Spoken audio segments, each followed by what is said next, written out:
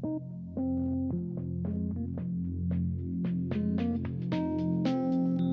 are we here for? What do you truly want? When change is not enough, what do you do?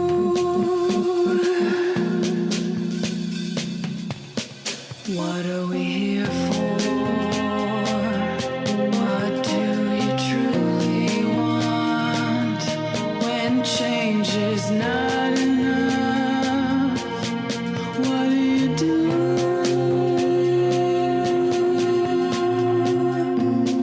Let's talk about it, the problems we face. Let's fight hatred, no time to waste. The mind is naked, we can see it without an x-ray. Life is easy if we work together. We're the keepers, we're the people, we're all equal, filled with purpose. The past has pain, it'll drive you, even make you take aim. But together is where we should aim. Together is where we should. What are we here for? What do you truly want?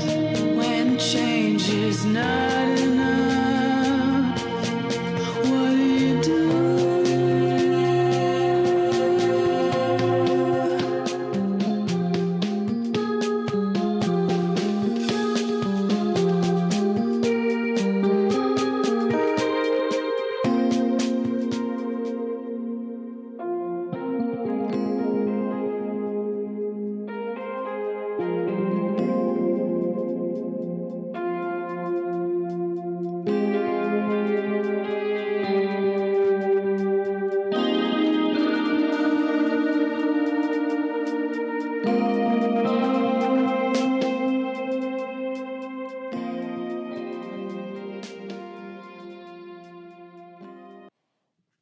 You're listening to the Be Forever Cool podcast. My name is Rex 45.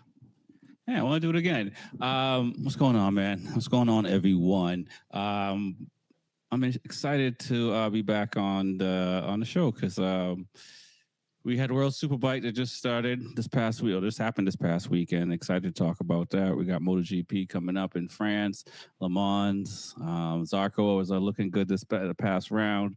So excited to hear about what these guys think and what's going to happen this round, how much weather is going to play a part in it. But before we dive in the show, I want to thank all the listeners that are liking, subscribing, commenting. We appreciate it. Please continue to do that. Also, check out our Patreon page and become a member. Costs $1 a month to become a member, $12 a year to continue to give you some of this great entertaining motorcycle podcast.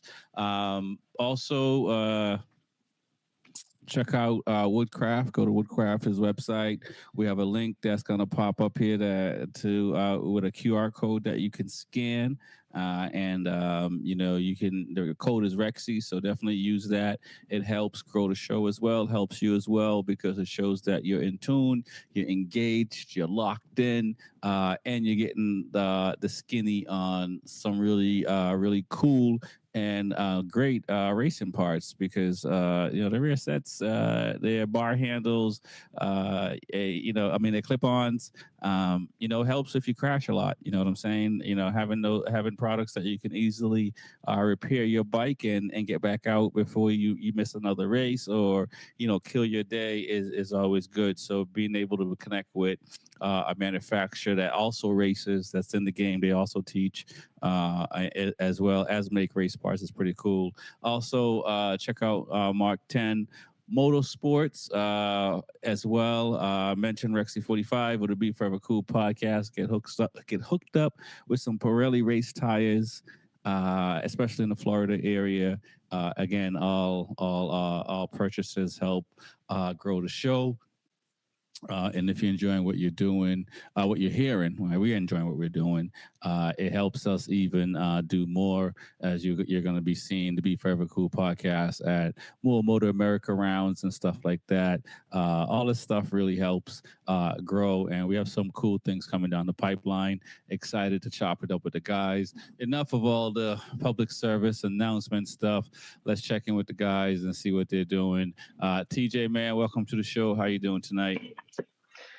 I'm doing good. Can't complain. You know, our Celtics has come to an end. I know we always talk about sports leading up on my end, but now that's all over. So now I'm just diving into racing. I must say it is cool to watch a race weekend, follow another race weekend. So it's feeling good that every weekend we can almost start watching racing. So looking forward to it. You know, I normally would bring up the Celtics when they win, or the Patriots, or Boston team, and I purposely didn't. And since you brought it up, I have to I say had to get out the way. I'm a little. I'm sure they're disappointed, and I'm pretty sure no one is more disappointed than the players. Than the fans can never be more disappointed than the players, right? But your coach just won Coach of the Year, and you got the pretty much the best record in the East. If I don't know the stats, but either the best for one or two in the East, and you get blown out in the first round. That's like Djokovic losing the first round when he was young, or Nadal or Alcaraz as far as tennis. Some of these boxers that I can go on and name names. Yeah. That's I was going to say, it's tough being a Boston fan. A lot of people hate us, but we got a lot of championships. And I mean, like, we saw the Patriots go undefeated and lose in the Super Bowl. So these things do hurt, but I know we'll be back next year. I know we didn't expect us to go this far because we didn't have Tatum to start the season, and we started doing really well. So, it is what it is. But I appreciate you talking about the rings and stuff that we have, but Reese is gonna say, you're only as good as your last win. So I'm just saying. Hey, I have to say it all before he jumps on. I know he's back there smiling. No doubt. Reese, welcome to the show, man. What's good? That's good, man. Yeah, you knew I was smiling. Hey, Celtics lost. Sixers had to take it. Philly at heart, from Jersey, so gotta go with the home team. You know what the worst thing is? And I think you can appreciate this because you're a Philly fan. But you get blown out by the Knicks by like 40-something points. The Knicks. I plead the fifth. I'll plead the fifth with that one. As a boss, I'm sitting here like, and the Knicks, it's like, come on, what happened? It's listen, as you know, I don't have to tell you, and I appreciate the humor. At the highest level, all it takes is just one heartbeat off to change everything. So that's it. One heartbeat, one tenth of a second, anything's going to change everything, man. It's going to either you win or lose. That's it. Yeah. So it is what it is. So what's good, man? You excited for all this racing that's happening? And you heard DJ say it's nice to see this, back-to-back weekends. I think last year we got spoiled with so much racing, and having the Qatar rounds can't reschedule. Really kind of show like, man, we need lives because when there's still racing happening. We do. We need racing happening, man, because when there's nothing, boy, it's like winter. It's like stale. You're like, what the hell? Like, it just feels like a decade of waiting and waiting and waiting and waiting. So it's nice to have racing back on, from everybody. It's ready to, it's kind of like almost ramping it up season for everybody. It's kind of nice. No, definitely. I'm definitely excited about it. So let's jump into it. Bellaton Park, our second year in Hungary. The crowd looked a lot better. They say it's the Bulaga show, but it's I mean, it's his to lose. Doing really well. I mean, he's broken, Top Rock's record and everybody's record for most wins in a row, and he seems like he'll continue and stuff like that. But let's talk about just the weekend in general, because it is a tricky track. It's one of the smaller tracks. I don't know if you guys have been to Blackhawk or maybe even Jennings or Little Talladega. I think that's what they call it. The Peloton Park is one of the smaller tracks, so we also saw some mishaps. We'll talk about Oliveira. What were your thoughts, TJ, overall on the weekend? I mean, it was definitely a good show. I thought the Super Bowl race was a dogfight, so I think that was a really good race.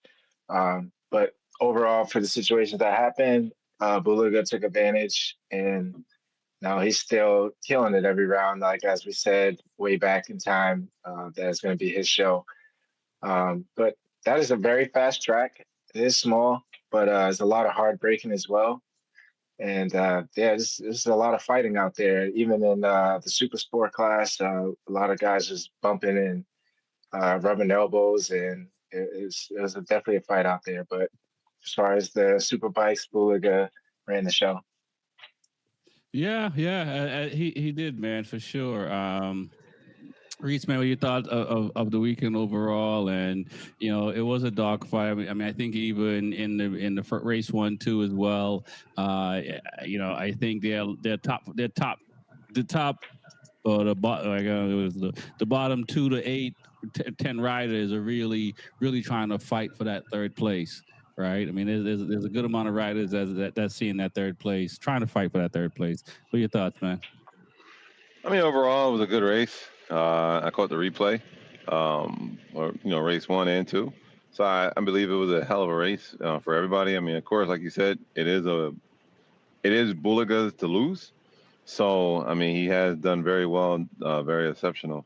So, I mean, the Ducatis look very, very strong. I mean, I think they were like top 4 or top 3. So they do look very, very strong. Come race 2, I told him I would do this for him, and I give a shout out to my old guy Garrett for taking top 5. But he looked very strong, so I definitely give it, him his flowers were due. So congratulations to my man Garrett. I agree with you on Garrett, man. I'm trying to zoom in to get these the scoring. World Superbike, you guys got to do something better than a PDF, man. I mean, y'all are a little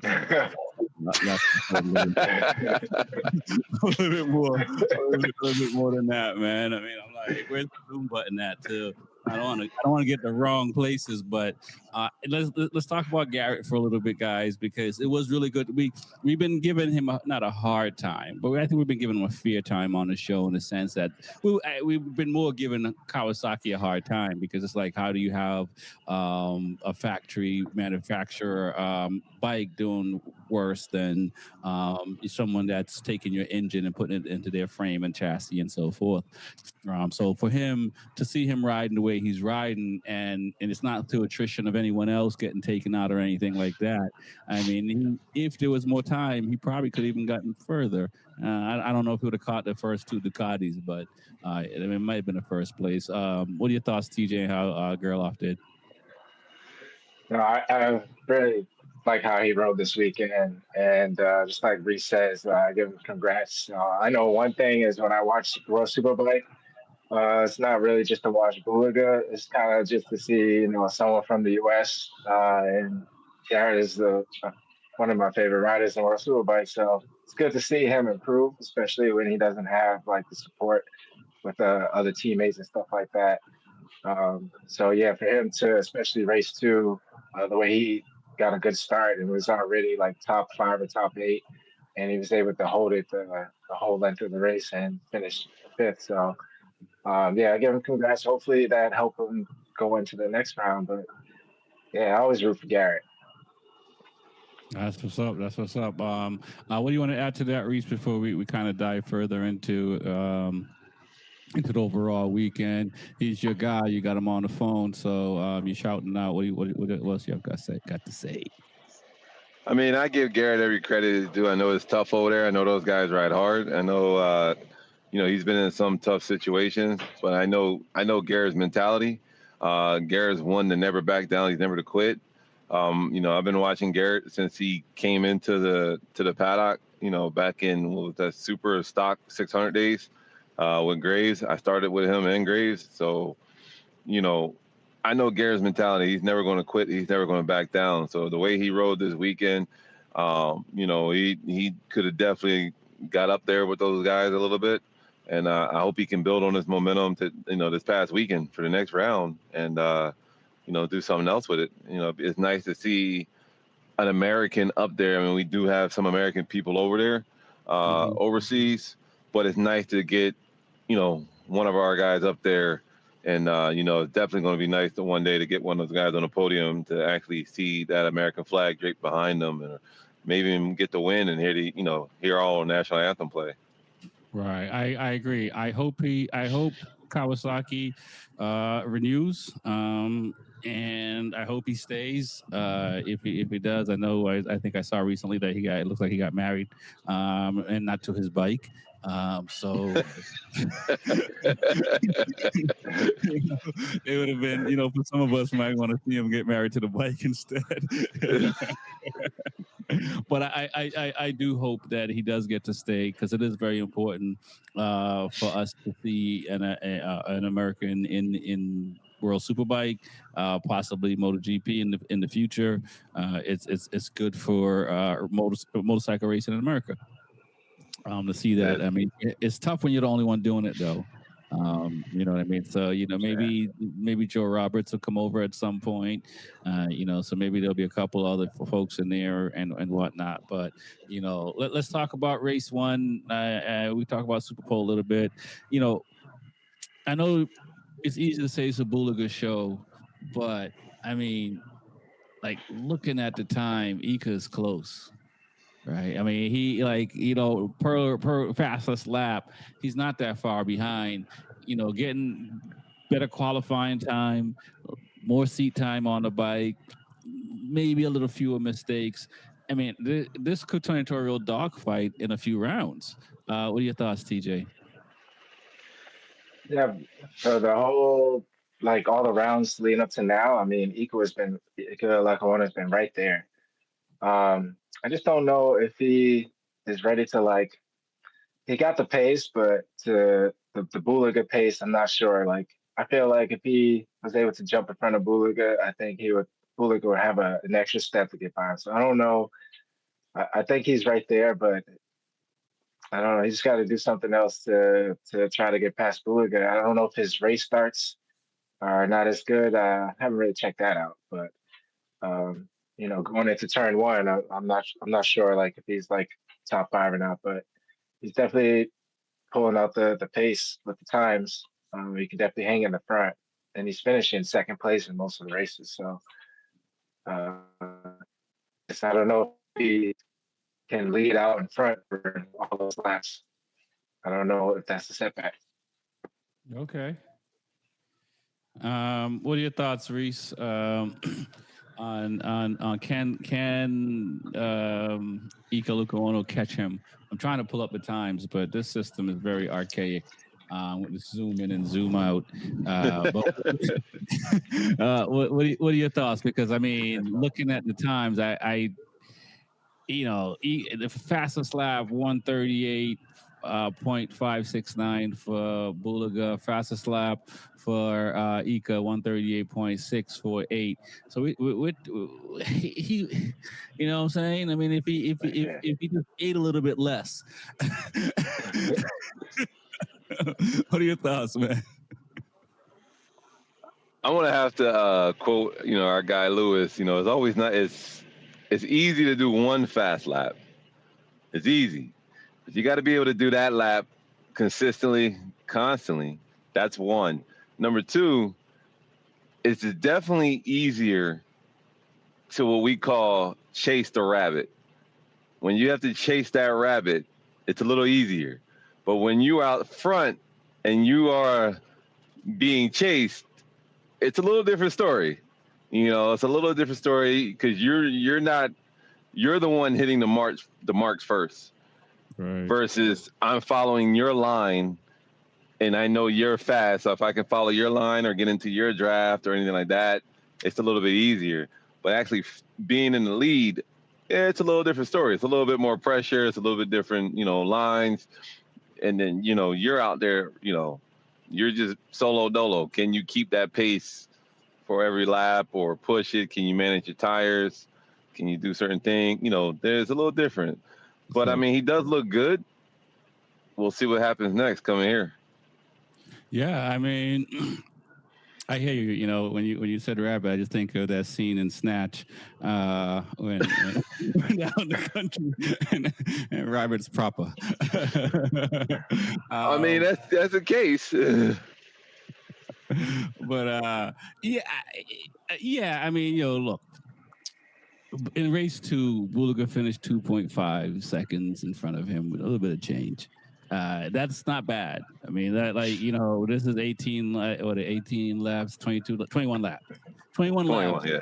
And the guy, he's tenths of a second quicker every lap, and it's adding up. I mean, is this where, and we'll start with Reese first. Is this where you're going to your guy and you just looking at data at this point? I mean, because is it in the data or is it in the rider? Is there something the rider can do different to?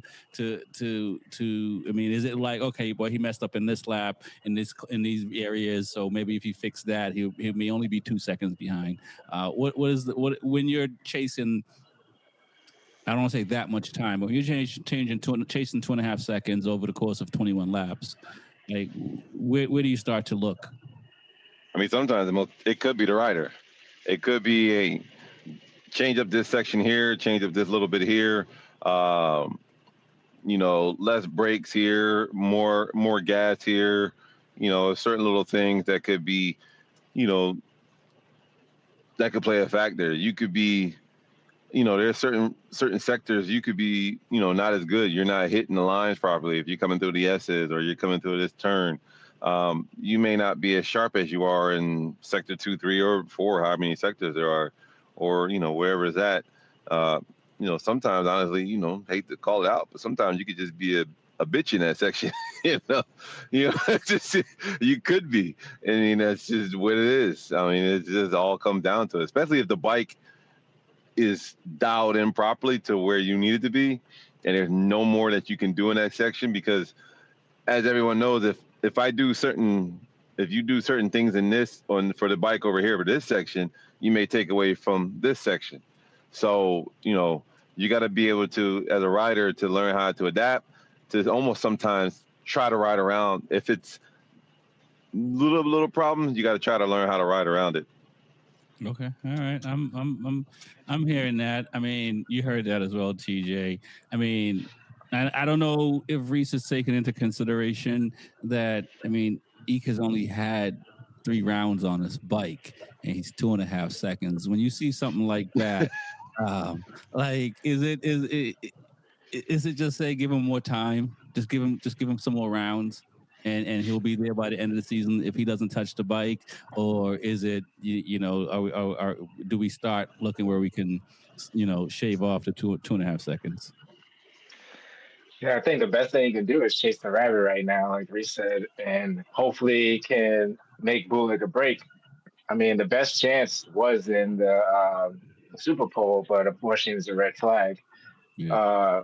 But I think at this point I don't know if he's looking at data. He's probably going to have to compare some way or another to see what he can do. But I didn't expect anyone to be this close to Bulliger, to be honest. So it's good to see that Eco's like right behind him, because even in race 1, Miguel finished 12 seconds behind Bulliger. So, yeah.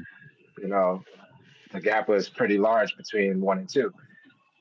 But I think if he just stay where it is, continue what he's doing, and just stay on his ass basement, and I feel like he'll be able to pull a string. Right. So so let me ask this, and I'm gonna put this to both of you guys. If you're Ika Luku owner, do you just say, look, My first year on the bike. Let me just finish second place all year. Let me not mess up Bulaga's championship. Let me just give it to him, icing on the cake, learn this bike, finish second place, because I'm going to be the guy next year. He's going to be the man next year, right? He's going to be the man. I mean, like we see Montella, we see Lowe's. We see what Baldassari's doing, which is amazing. I'm excited for that. But these guys are not as close as Ika is to Bulaga. What are your thoughts, TJ? And then we'll go back to Reese. Does Ika chill? I mean, I don't think any rider thinks that way. Obviously, when things start to set in, it is what it is. But I don't think he got it. I think he got it, but I don't think that he has that little extra step to pass Bulaga. I think he just needs to figure him out more, I would say. I would just want to say, like, in a race when Bulaga fell back, it's kind of like a Marc Marquez effect. Basically, he found his way back to the front. I just haven't seen that out of Nico Lecuona yet. So, it's that little extra out of the rider that he just needs to find. So I don't think he needs to be content and just be like, all right, let's just stay second all year and then it'll be my year. But I just don't think. I think Bulaga got it right now. Okay, all right, Reese, man, you're up next, and you're in a similar situation, so be careful what you say. Because you got you're in a similar situation. JD starts to shave some time off. So what goes on for that rider that's like close to the number one guy? Do you chill and say, all right, my man's leaving, I'm good.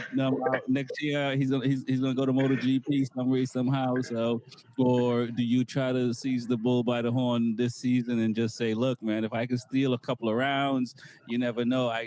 By the end of the season, I might only be a couple of races behind. As Luz would say, no, because we're all racing for money. We're racing points here. At this point in time of the season, it's still early. So if I can't make a clean pass, yes, I'm going to settle for second. But if I can make a clean pass and I know I could get up ahead of this guy, oh, the hell with that. All bets are off, man. I'm going for the win because you ain't paying my bills. I got to win. Now, if I can't make a clean pass and I know it's his, I'm going to let him have it. Like, at this point in time with Ika, he knows he's not faster than Bulaga, but he's just as quick. So the best thing for Ika is if you have to stay behind Bulaga, stay behind him, learn, gain as many points, because it could be a time Bulaga could screw up or a bike could, have a mechanical failure or something like that, and you're right there to seize the bull by the horn. All right. I like that. All right, we're gonna see that. And I said like that was kind of last year too, when also Bobby came on. So you might 2 years in a row. You're gonna have to stay consistent now. Hey, you can lead a horse to water, but I can't make him drink it. All right. Lewis, you probably knew we were going to be talking about Bulaga and how close Ika is, and you just didn't want to just subject your ears to that kind of violence. So it's good, man. How you doing? Good, man. Out here in Cali working. That's why I'm a little late because the time difference from the East Coast to the West Coast had me messed up a little bit.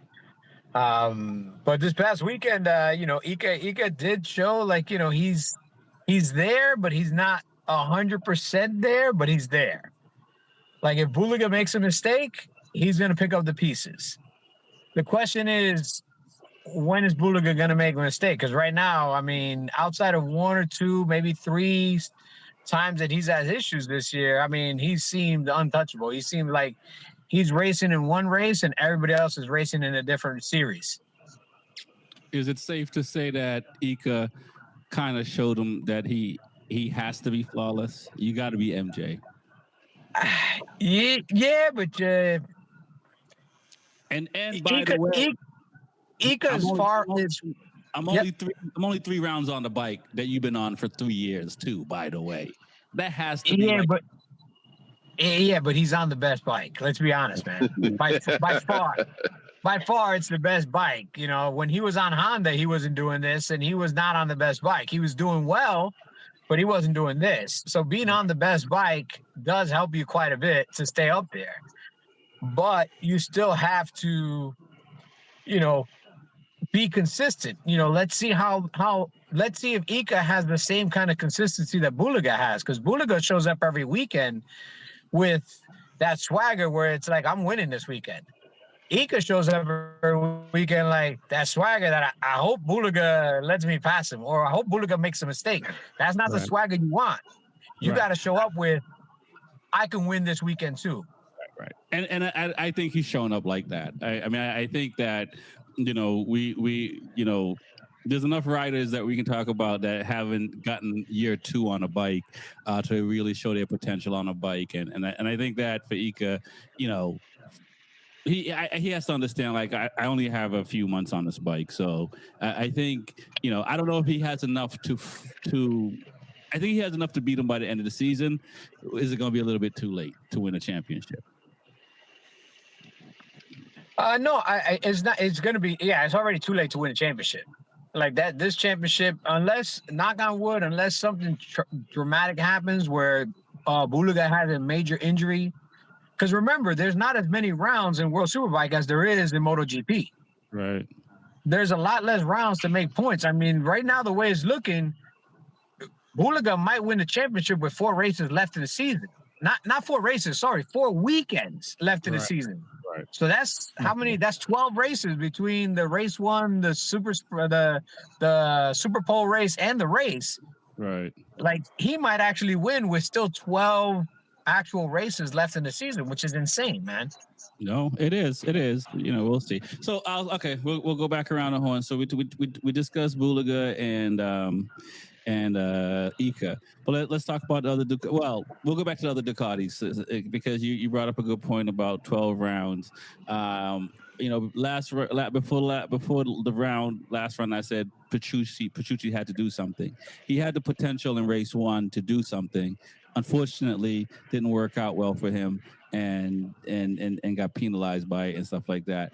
We see that Oliveira was taken out, no fault. Like, you know, how much bad luck can Oliveira have? And we'll start with TJ. And then at the same time, looking at where BMW was before that accident, you know, they were starting to kind of show a little bit of good stuff. What are your thoughts, TJ? Yeah, BMW definitely starting to show something, and I'm just kind of looking forward to seeing what they can do this round with the momentum they had. I think race 1, Petrucci got hit or something like that, or I believe that happened. But the Super Pole, yeah, just no fault of his own, just being there, just getting hit by another bike, and it's crazy that, you know, he was the only one that really injured out of that situation when it was like 2 or 3 bike accident. Yeah. But yeah, it's just the luck that he has. Like, I thought that it would stay with MotoGP and hopefully wouldn't carry over into World Superbike. But hopefully this is just a fluke. Hopefully it gets well soon. I know he's going to miss the next round in Czech. But yeah. Yeah, he might. It's unfortunate. It is completely unfortunate. What are your thoughts, Reese, man, on BMW, the accident, just the ups and downs, I guess? I mean, I've always said this, and I've had an argument with people online and everything else about BMW. BMW is a great bike. It is fast, but sitting outside of Top Rack, when has BMW been up there? You know, they've had their problems. I've heard from Cam last year that bike wanted to kill him. Yes, it's a good bike, but it still has its issues, has its problems, has its certain things they gotta fix. With Oliveira, that's Oliveira. It's just the name has a target on his back, but Oliveira, either he's gonna take somebody out or somebody's gonna take him out. It's the way his luck is drawn, you know. It is what it is, and it's sad, but, you know, glad he's, hopefully he gets well and, can return here shortly. Right. It. Lewis, man, what are your thoughts on BMW? Oliveira's bad luck continues.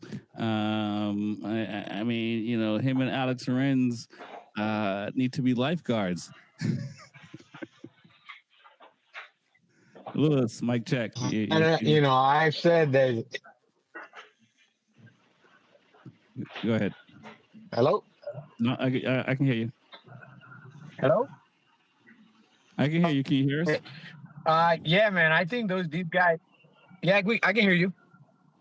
I think he needs a spiritual cleansing or some sort of like ritual sacrifice of a chicken or something, man. Because this dude, no matter what series he comes with, he got this black cloud of just people wanting to hit his ass.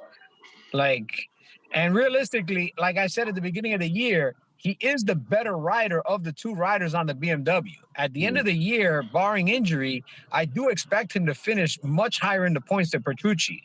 Like Petrucci is a rider that's well past his expiration date, in my view. He's still fast, but he's not at the pointy tip of the sword anymore. He's like that guy between 6th and 12th place. He's not a perennial. He's not a perennial guy racing for, the podium.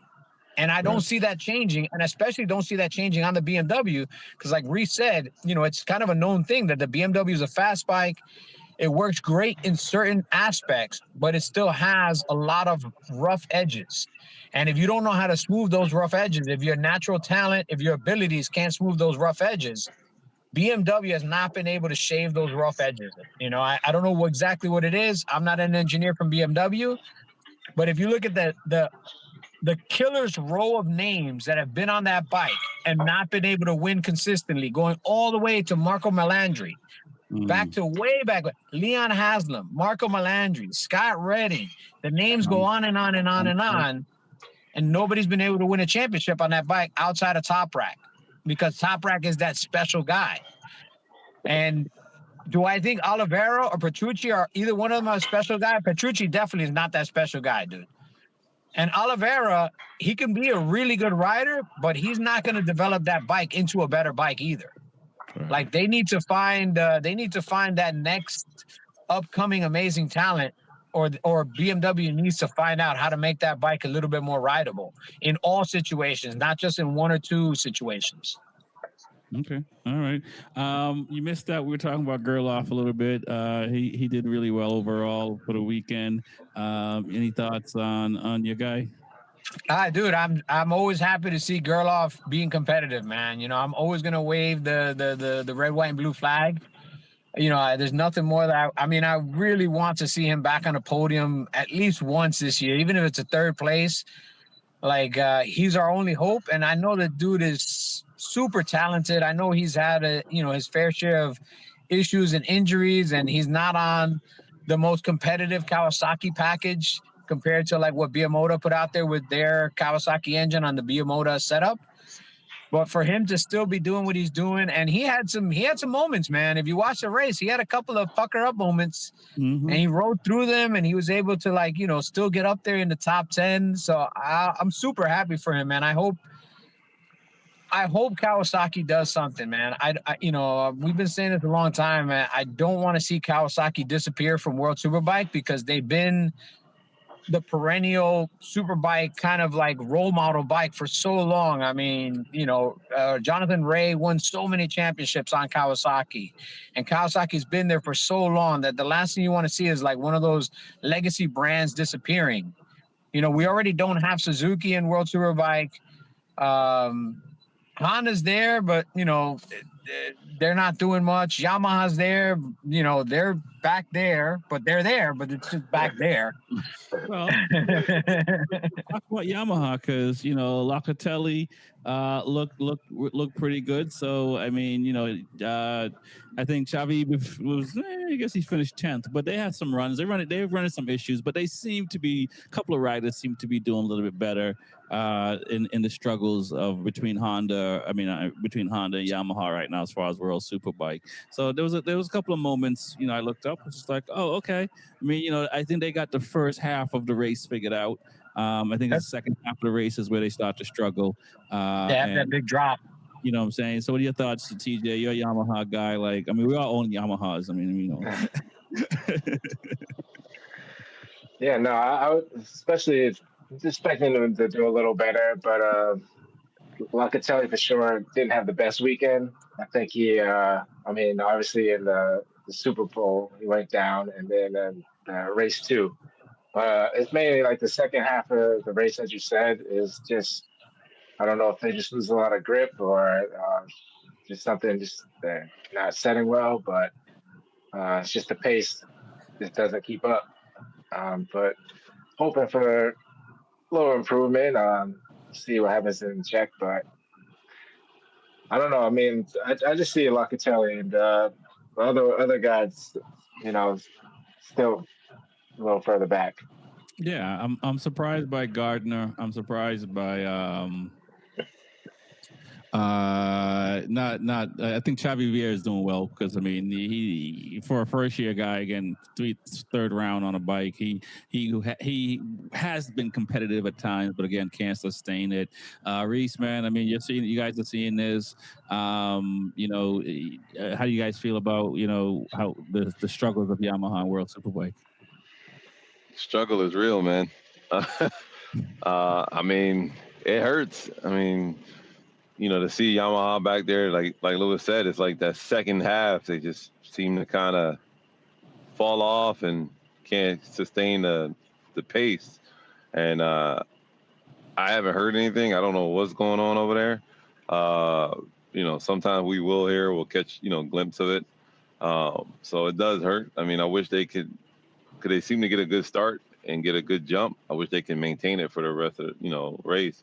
You know, and I would love to see at least one or two of them up there, you know, at least in the battle. You don't have to win, but like Richard used to say, you know, Richard says, at least show yourself in the battle of the race, not just back in the race, you know.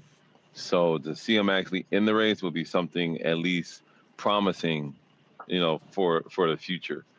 So hopefully, you know, they can get it together and turn it around. I mean, we still got, you know, some races to go. We still got the whole second half after the summer break.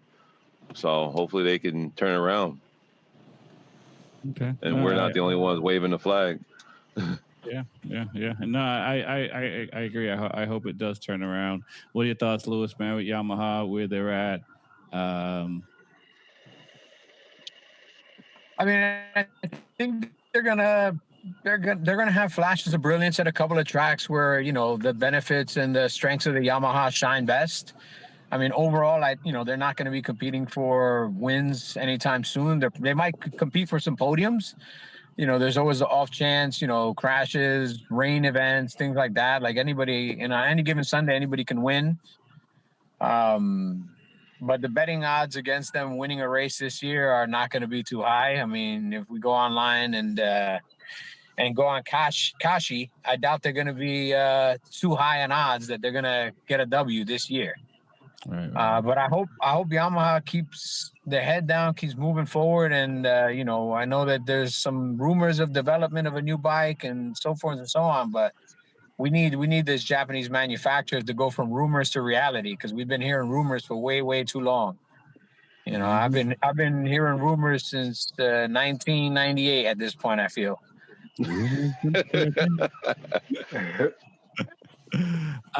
Let's talk about Ducati. I mean, we were talking about Bulaga and Ika, but it seems like Ducati is by far the best bike on the grid. It seems like all of even the satellite guys, they all can pull out fast laps and can at times be, you know, the top 8 bikes in 1 through 8 this past round. What are your thoughts, TJ? I just feel like, you know, when you prove you got the best bike and one of the best riders on the bike, you kind of just use that and kind of imitate it in a way, and just make sure your riders can ride around the problems that they can have with that great bike. So I think it's just a chain effect. So I think it just falls in line that they're doing well. Right. And I mean, who knew having, a double-sided swing arm will make things better? Because you look at Batista, who struggled last year. Right. He's like, I mean, I didn't realize he was 41. When they said his age, I was just kind of like, oh man, he's an old man doing this stuff.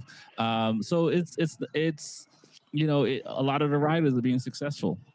Yeah, he is struggling, by the way. I mean, he is 41. But overall, the Ducatis are, they're always in the front of the pack for most of the time. So Let's just say all hail to Ducati. I know you can say it. Come on, say it with me. What are your thoughts, Reese, on Ducati? You heard the harsh comments from TJ about Bautista saying how old he is, but 41, still getting a top 5, top 6. It's not bad. Yeah, it's not bad. I mean, for an old man, I mean, he's still fast as heck. You know what I mean? So I can definitely give him his flowers and give him his credit. But not for certain. I mean, isn't Ducati right now on a recall?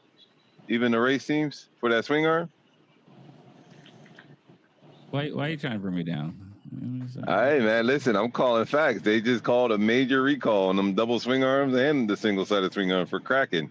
Too much flexing. You sure about that? I'm 100% sure. I'm gonna have to double check that because I mean I didn't get my notice. Yeah, I'm sure. They said they're starting to crack, so you might want to be aware of that. I figure I'll let you know since you do own a Ducati. Yeah, I appreciate that, but until it goes chuck down the road, they seem to be the best bike on the grid by a little bit. They are. You're on the best bike. You're on the fastest bike out there. I mean, hands down. We give you it's as we call it, the change of the gods. Everybody gets their time up top. It's Ducati's time. All right. It is their time. It's their time.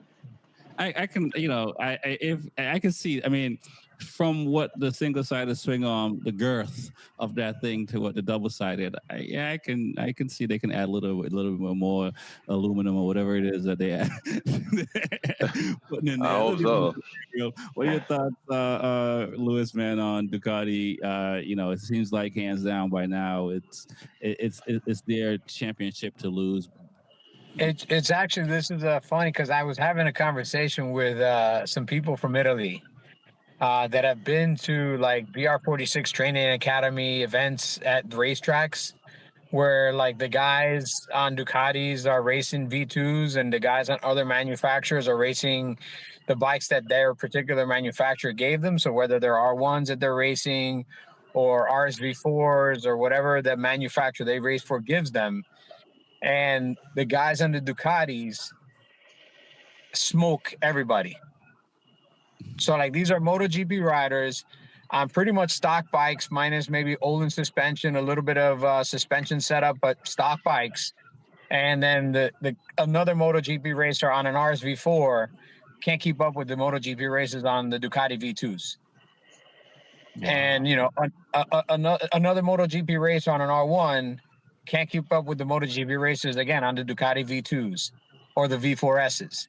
And like this just goes to show how great a stock bike these guys are making, that the best riders in the world that can get the most out of a bike are smoking other guys that are actually better than them when they're on a better bike.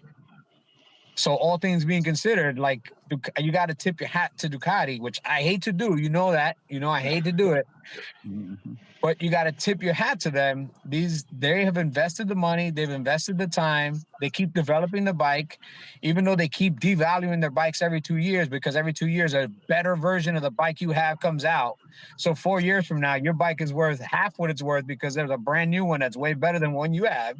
But at the same time, that's good because they're pushing the envelope. If they stay stagnant and other manufacturers start to catch up, then they're going to lose their competitive edge. And they don't want to lose their edge. They keep investing. They're doing what all the Japanese bikes used to do from 2000 or from 1995 to 2010. Every 2 years, there's a mid-season or mid-model upgrade. Then there's a full upgrade every 4 years. And then there's this and there's that. Like they're doing the business model that all the Japanese manufacturers used to do through the 90s and the early 2000s. And it's helping them because guess what? They're selling a ton of bikes. They don't have, side by sides. They don't have personal watercraft. They don't have anything else. They've got what, 5 models of motorcycles, and all 5 models are selling. Yeah. I mean, is it just because they just still, I wouldn't say still, but they love motorcycle racing. They love racing. Is that what it comes down to when you look at coaches, you look at players, when they're pushing the envelope to just be better? They're not worrying about anything else. There's no bottom line. A good example is Guy Martin, right? He's a good example of somebody who just loves the sport. He don't care about none of the stuff that Casey Stoner hated. All the fluffy, the lights, the glitz, none of that. Just want to go out there, give me a fast bike, and let me see what I can do. Is that what it comes down to at this point? Is it just too many suits in between the guys making the bikes and the guys riding the bikes? I mean, the too many suits is one thing, because there are a lot of suits. You want to make a profit, you want to be profitable, you look at different markets, you try to make motorcycles to meet the needs of different markets. Ducati has a completely different, obviously they have a competitive streak to them. They want to be the best, they want to know people, but they've also built a culture around their bikes that support the product. You got these Ducati riders clubs that are like 30, 50, 150 people deep in cities all over the U.S. You've got these dealerships that are putting on track days for just people that are on Ducatis. You've got this whole, they've created their own little ecosphere of racing dynamics, of pride in the brand. And it's showing. We're going to keep making better bikes. And our customers are going to keep buying them because they know that these are the best of the best. And even though they got tired of being compared to guys going to the coffee shop on their Ducatis.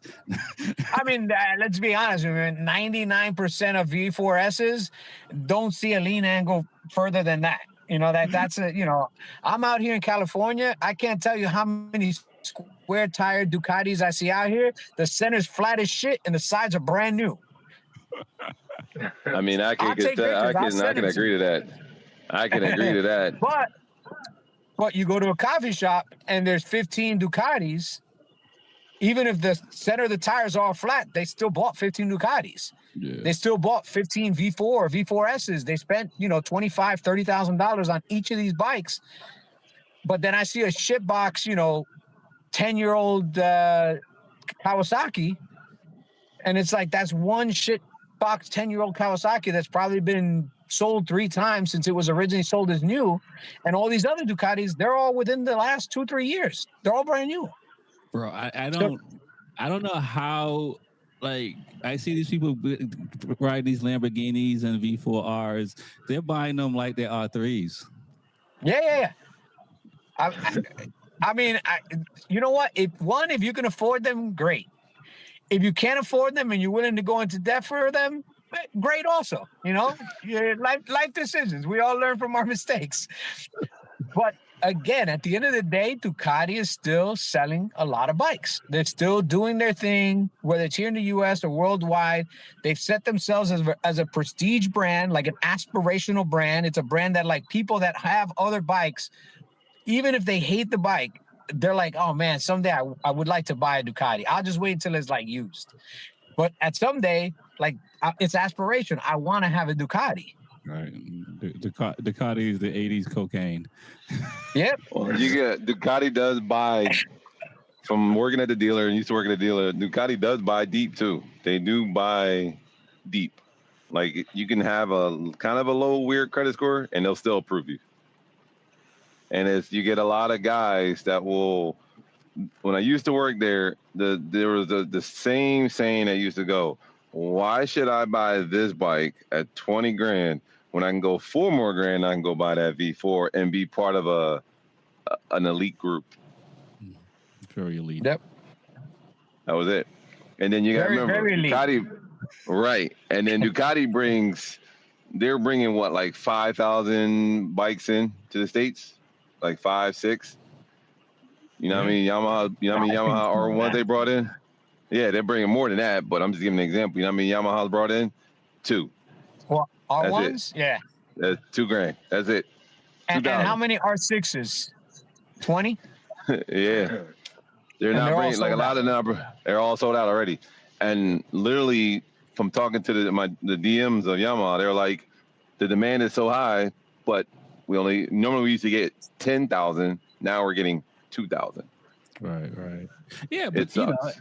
and it goes to what Lewis was saying, what Ducati does to continue to grow the brand. I mean, like, you know, Yamaha needs to do that. Honda needs to do that. You know, more to grow the culture, because they're like, everyone loves Honda and Yamaha and Suzuki, and if they I'm not sitting here saying to do what Ducati's doing as far as riders clubs and track day stuff. I mean, Aprilia's doing it, and Aprilia's growing, so there's something to be No, said for that. you're 100% right. I mean, I've had this argument with the guys over there inside the corporate office, and it's goes up a little bit higher, and they're talking about it's from the Japan area. I'm like, when you go buy a Ducati, you feel part of a group. Lewis knows about this. Like, you buy a Ducati, there's a riders club, there's certain things you can do. You go to, to MotoGP, you got your own little whole section. Yamaha used to do that. You used to buy a Yamaha, and automatically you get a free membership to Nesba. You would just automatically get a free membership to Nesba. They would take care of you. They would do certain things. Now it's like, oh yeah, here's your bike. Get the hell out my face. That's pretty much what they do. It's like they don't buy into, like you said, they don't buy into the culture right now, and that's what they need to do. Okay, I mean, Yamaha doesn't even sell like branded apparel anymore. They used to sell jackets. They used to sell gloves.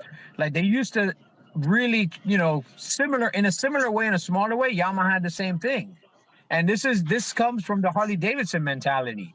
Harley Davidson's all about getting you in a Harley, getting you into the Harley Riders Club or the Hogs, the Harley's owner groups. Getting you into that atmosphere where you're around like-minded people that are on the same bikes, wearing the same stuff. Their dealerships were, 80% of the dealership was T-shirts, hats, and other things to brand yourself a Harley Davidson rider, as well as the bikes, as well as this and that. And right now, Ducati's just doing it better than everybody else. They're just, really selling the bikes, but selling the culture around the bikes. I'll tell you what, man, Harley Davidson, I think, used to be like the number one tattoo of a brand on most people's body. Like, the most tattooed brand in the world was Harley Davidson. And now, like, Desmo or Ducati, it's probably like up there in the top 10 most requested tattoos. And that goes a lot, man. When you're willing to put the ink of another company's brand on your body, yeah, bro, that's different. I need to get training from them salespeople. I don't want to sound like that. Come on, you can do it. Just put Rexy 45 right there.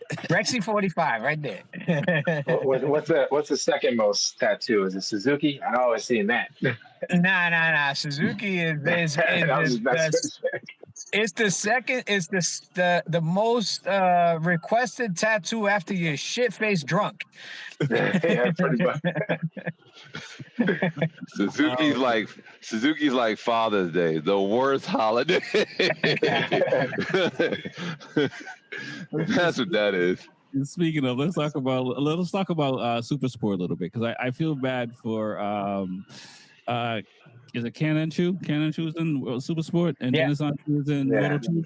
I feel bad for Ken, because he's talk about a killer and fighting. This I don't know him, but I've never seen another rider or another person this unhappy about second place.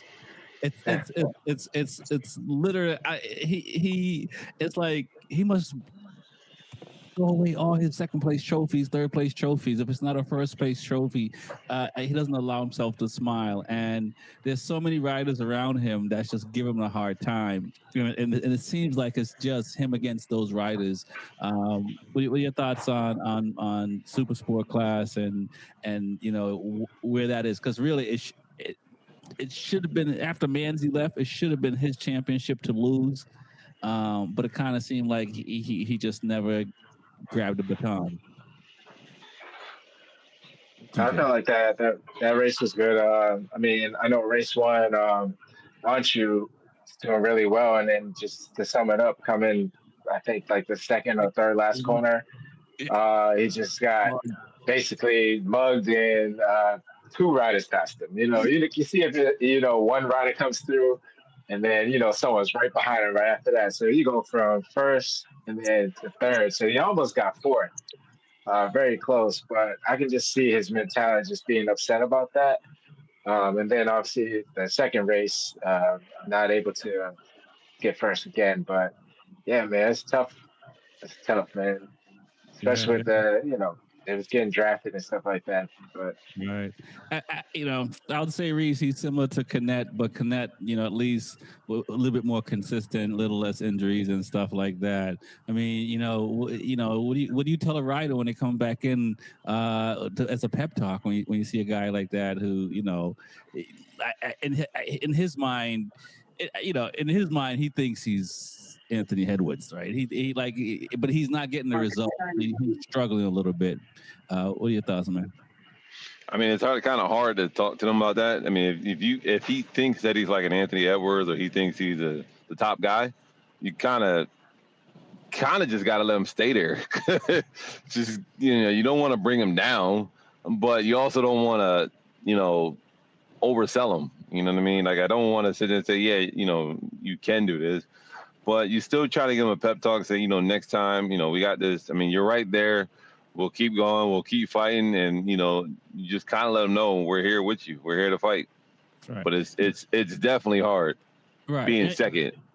But do you tell we I don't know if you saw the F1 movie. We only drink beer, and we drink beer unless we we won, right? That's sometimes we drank champagne.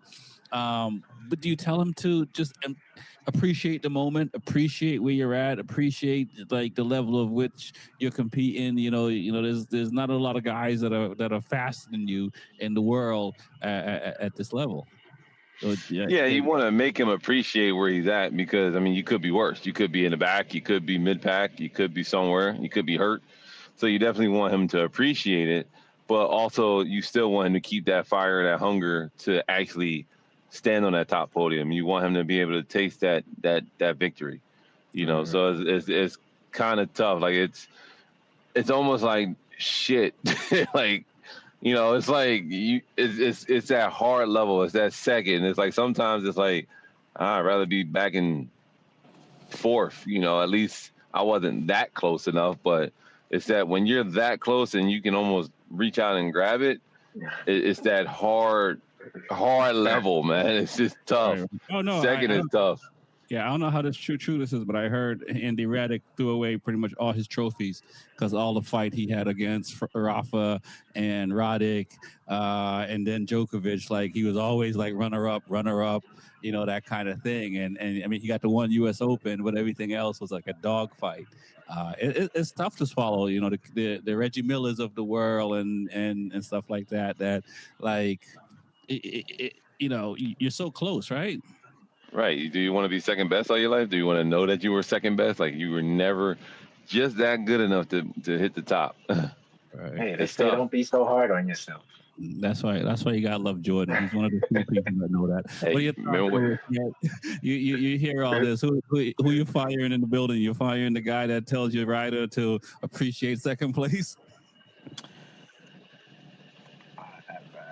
I mean, I would talk to my rider, not necessarily to appreciate second place, but it's also important to not outsmart yourself. If you're so negative about second and you think that negativity is what's going to push you over to the top to first, it's not. Negativity has never pushed you into first place.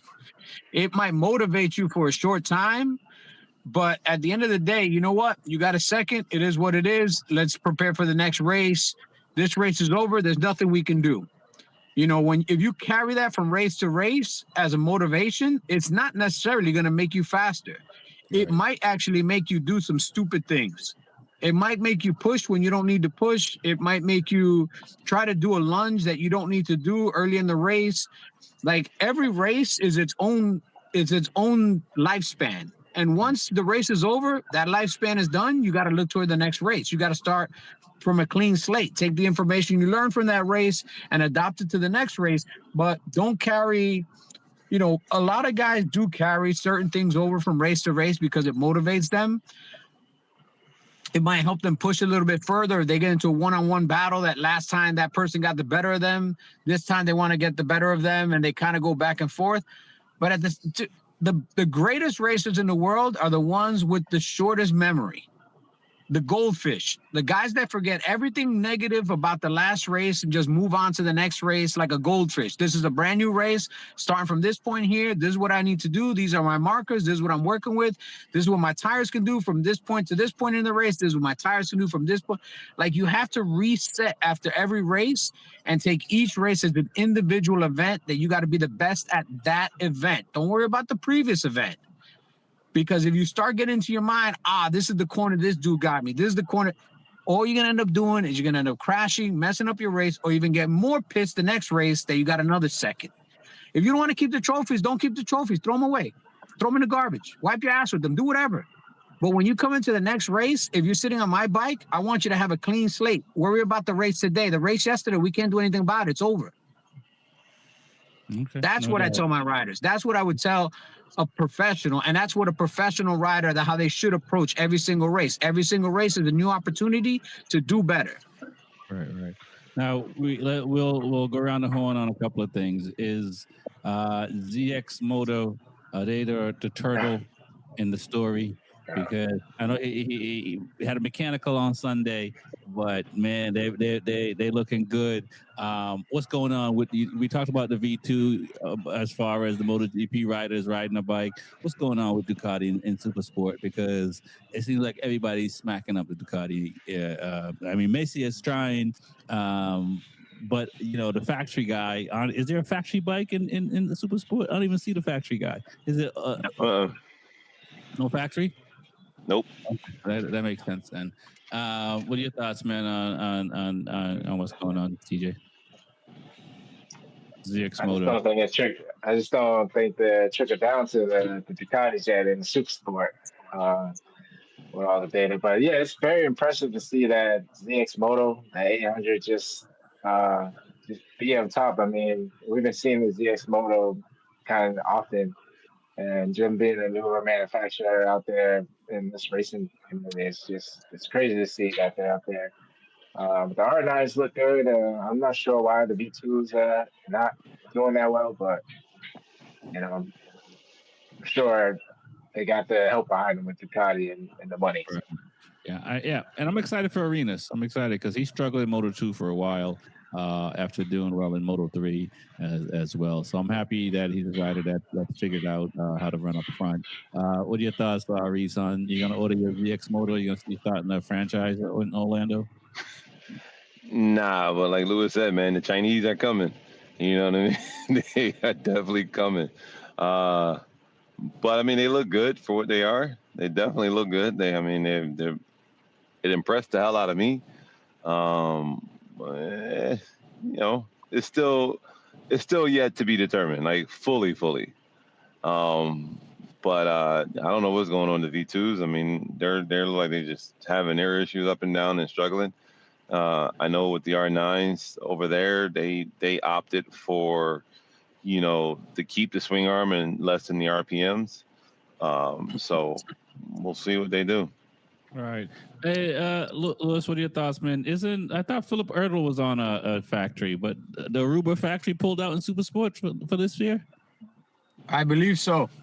Okay. Yeah, they did. I believe there's no... But I also... So here's and again, maybe I misheard something during the broadcast this past weekend because I watch it on the... I watch the Spanish broadcast because the Spanish broadcast tends to drop a lot more dimes than the English broadcast. The English broadcast is a little too sanitized for my liking. I gotta change up my I know, serious. You got to get the translation at the bottom. So during the Spanish broadcast, what I heard was that the ZX Moto is supported by Evans Brothers Racing. Evans Brothers Racing if I remember correctly, used to be the manufacturer, the bike builder for a small team called Tenkate, who Okay. used to crush in super sport. So if ZX Moto is actually using Evans Brothers Racing as their motor builder and their support team, now it kind of like, all right, I can see why these guys are super fast, because these dudes at Evans Brothers Racing make some of the fastest super sports that have ever existed. Okay. Yeah, Like because that bike looks bad, man. Yeah, they were building the R6 motors that were killing that class when the R6 were the top of that class. So whatever, they're great at building motors. And if it is true, if they're getting support from Evans Brothers, then now I understand why this ZX Moto bike is doing as good as it's doing. Because those guys can build a hell of a motor. They can build a hell of a bike. All right, say less. Yep. Speaking of, we got MotoGP this round in France, and we thought you might have got a DNF. I changed the rules at the beginning of the show to say you have to be on air. And I got to change it and say you have to be on air 5 minutes before the show starts recording. I didn't want him to show up. I needed to jump over Lewis to get back out of last place. I don't know how I ended up there because even with my DNFs, I'm still towards the top. Nah, the Marquezes are killing me. Let's talk, guys. I mean, what are we in round 4? MotoGP. What do you expect to see this barring weather? What do you expect to see? Who needs to show up? Who you think is not going to show up? And all that fun stuff. We'll start with TJ. Who needs to show up?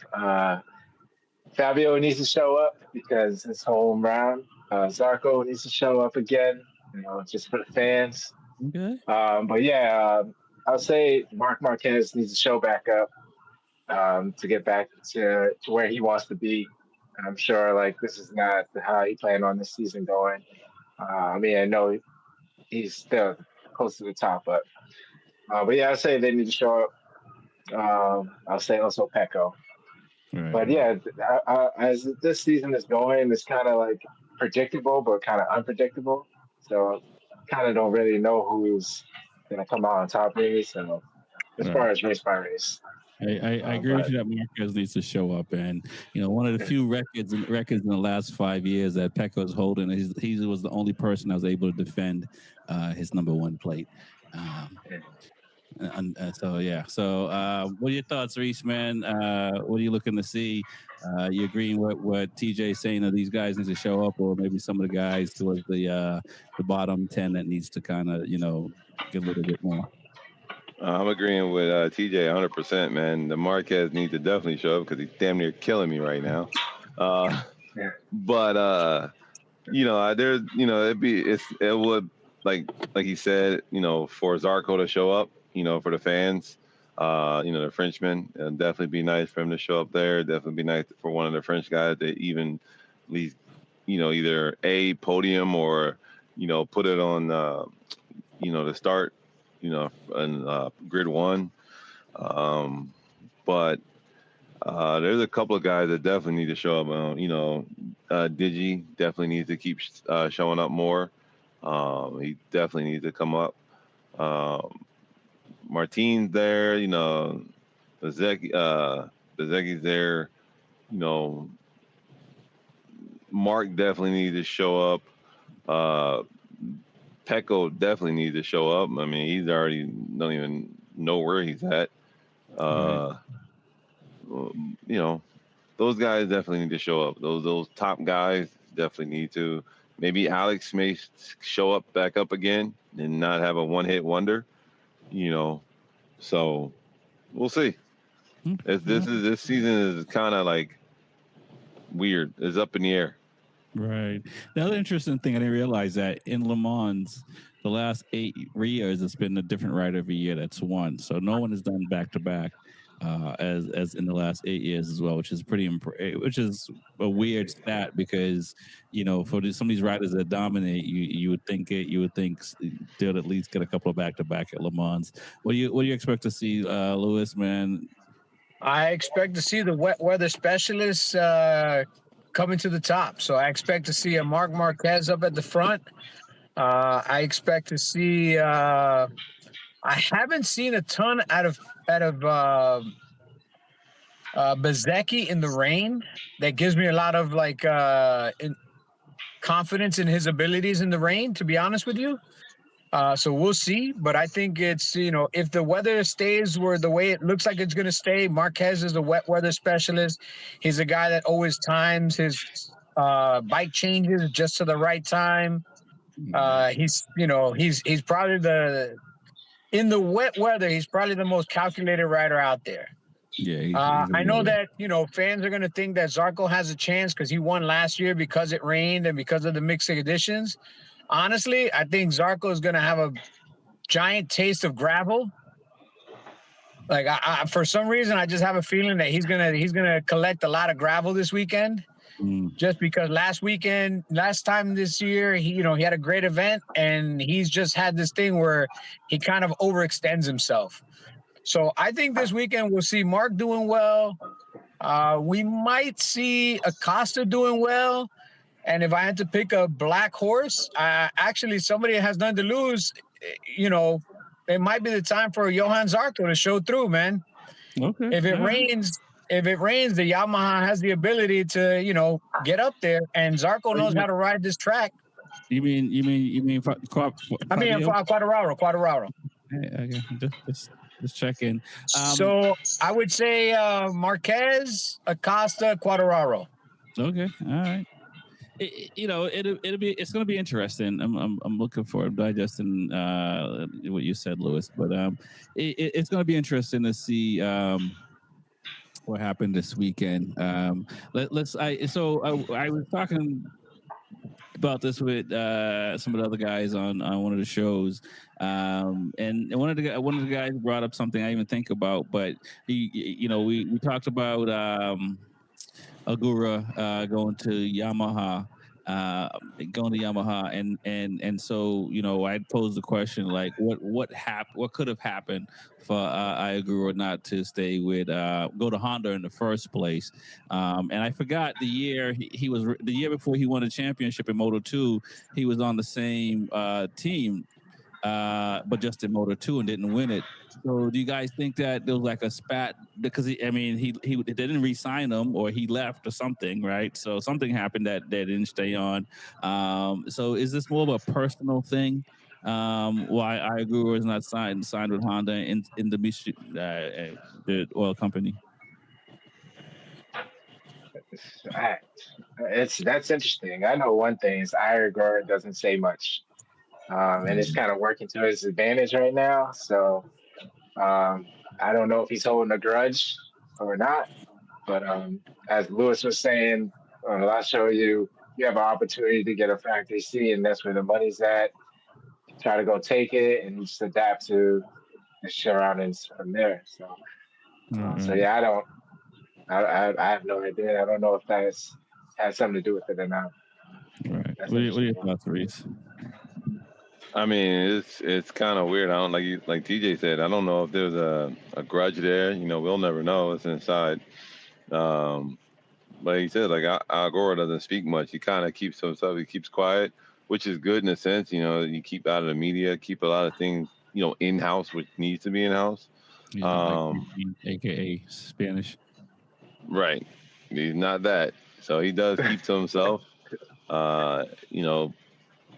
And then again, it's that factory seat. That factory seat everybody wants. Everybody wants that factory seat, no matter what it is, no matter how it is. That factory seat does play a big part in everybody's, picking. If you can get it, they're going to take it. Right. Well, Quartararo is leaving it. What are your thoughts, Lewis, man? I mean, this is this some conspiracy or there's some validity towards why Agura didn't go with Honda? Well, I think one of the reasons he didn't go to Honda is because if the rumors hold true and Jorge Martin is going to be on the factory Honda, and then his teammate, let's say you end up being his teammate, whoever Jorge Martin's teammate is a placeholder for Diego Moreira. because Honda didn't pay all that money to bring Diego Moreira into a satellite bike and leave him there forever. Oh, so Like their hope. Yeah, but I think Martin's supposed to be going to Yamaha next year. Yamaha. Quartararo. He's linked there. Or Quartararo. Oh, Quartararo. I'm sorry. Yeah, Quartararo is going to Honda. Yeah. So whoever is going to be his teammate is going to be a short-term solution, because I don't think Honda paid all the money to get Diego Moreira onto a Honda to keep him on a satellite bike forever. Right. You know, so if I have the opportunity to go to Honda or Yamaha, Honda is the better package right now. Hopefully Yamaha comes along. If I go to Honda, my teammate is going to be Quartararo, but I might just be a placeholder, because there's this young kid, Diego Moreira, that they really want to put on the factory bike. Right. Like they didn't, you know, so now your expectations at Honda are going to be very, very high, because if you don't meet those expectations, you got this young kid that's ready to take your spot. Whereas if you go to Yamaha, let's be honest, expectations are high, but they're not that high, because they know that their bike is behind the 8 ball. You know, no disrespect to Diego Moreira, but like Igor won a world title too, Moto 2.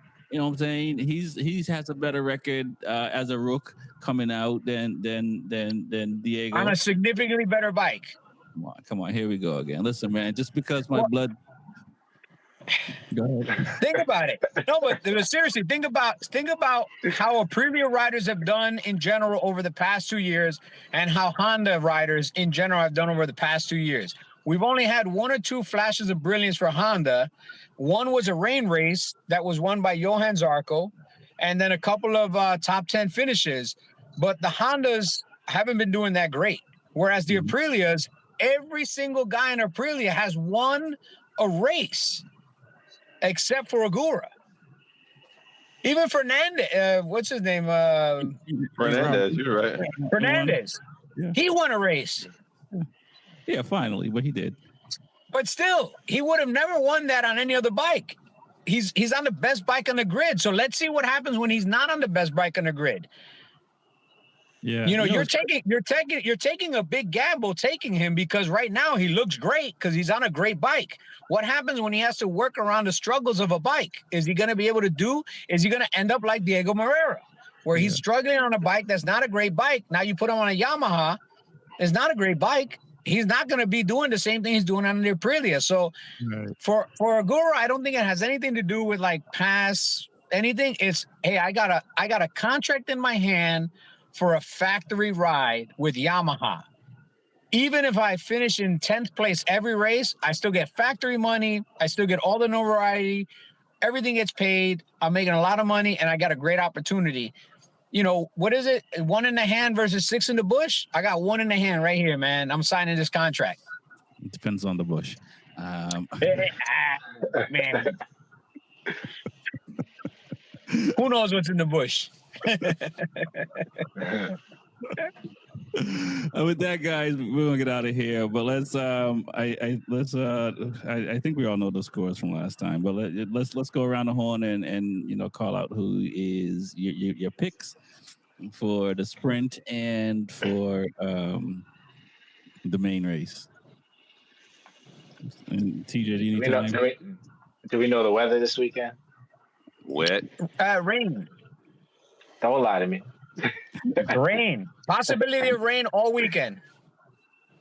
Right. I think I'm gonna still go with Marc Marquez. I'm gonna go with. I still think Bezecchi's gonna find his way.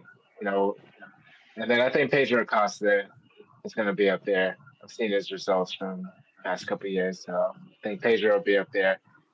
I think that'll be for the GP race. For the sprint, I want to say Mark, Jorge Martin, and let's say Zarco.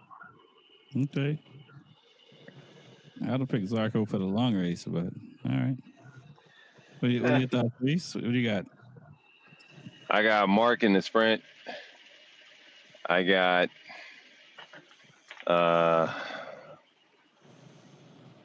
I'm gonna go with Martin, and I'm gonna go with Zarco.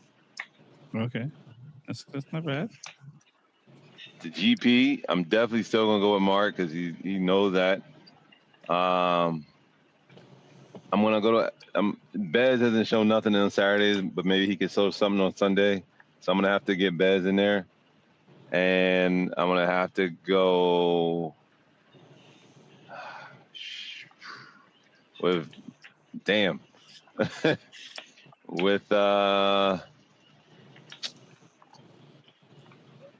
maybe Agora. Let's go Agora. All right, I like that. All right, Lewis. I mean, I think you got some decisions to make. Yep. I mean, So for the sprint, I'm gonna go Mark Bezzecchi Acosta for the sprint, and for the race, I'm gonna go Mark Acosta and Quadraro. Okay. Ooh, Whoa. All right. no, yeah. That's what's up. I think Saturday is gonna be a shit show with the rain, and if it stays that way, like I really think this is, Quadraro is dying to win. That hometown half a second is a real thing, and in the rain, all things being equal, I think he's going to make up that gap that he has to the other bikes that he can't make up in the dry. He can make it up in the rain. Okay. All right. I like the sound of that. Because you picked Quattararo in the sprint, I'm going to pick Zarco in the sprint. I wasn't going to pick him, but I'm going to pick Zarco in the sprint. I'm going to pick Mark in the sprint, and I'm going to pick Martin in the sprint. Okay. In the main race, I'm all Aprilia. Bez, Martin, Agura. Oh, man, lockout. There's going to be a lot of crying on Sunday. A lot of rain. They didn't let me down last time. Gods are going to be crying on Sunday, man. Yeah. Aprilia. That track is going to look like an ice skating ring. Yeah. Well, we'll see. That's what makes it fun. We gotta show up, and we don't have to show up. We just gotta watch. Exactly. I just gotta watch. Then I got a flight. That's it. Right. And make it happen. Looking forward to it. It's nice to have motorcycle racing back. I want to thank you guys for coming on. TJ, Two Wheels and Coffee, Reese from Attack Yamaha, the real Luis Ortega, the numbers guy. My name is Rex 45. Peace. Peace. Peace.